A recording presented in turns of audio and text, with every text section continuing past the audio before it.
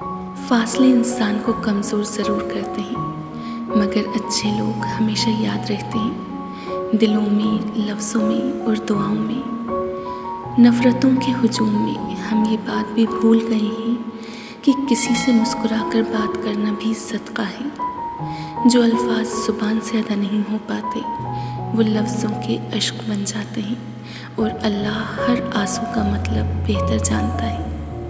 आपका दिल बेहद कीमती है, कोशिश करें इसमें वही रहे जो रहने के काबिल है, और वो सिर्फ अल्लाह है। इंसान मायूस और परेशान उस वक्त होता है जब वो अपने रब को राज़ी करने के बजाय लोगों को राज़ी करने में लग जाता है।